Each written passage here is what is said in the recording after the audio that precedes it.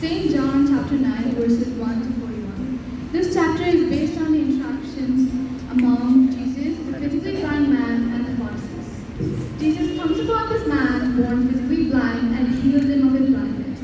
This event is then made known to the Pharisees, and they bring in the formerly blind man for questioning.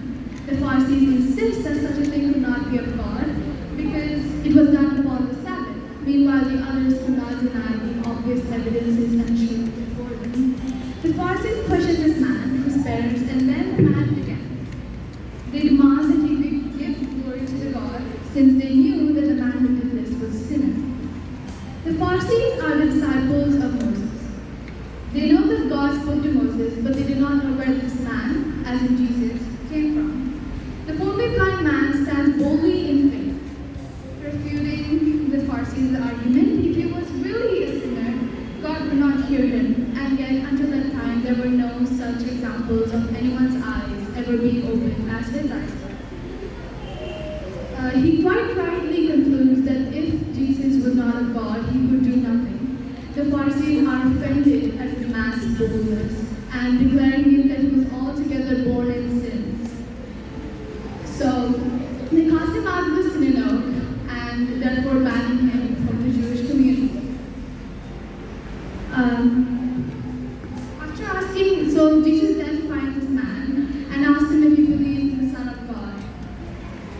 And after asking who he is, and knowing that in fact Jesus is the Son of God, he declares his faith and prostrates before him. The conclusion of the matter is found in John chapter 9, verses 39 to 41. The whole situation has provided evidence for his word. He came for judgment, allowing the blind to see and blinding those who see. Yes, Jesus heals this man's blindness. Jesus heals the man's eyes, and he now can physically see. Jesus emphasizes, however, is not on his physical vision, but on his spiritual insight. He now believes that Jesus is the Son of God. He now sees in a way he could not see when he was blind. He, once a blind man in the midst of those who could see, now finds himself as one who sees among blind men. We also see that in the last few lines in Jesus' statement, there is a start. If the Pharisees admitted their blindness, they would be without sin. But since they say they see, their sin remains. This again has less to do with physical vision and more to do with his spiritual or internal insight. People have not changed much in the last 2,000 years.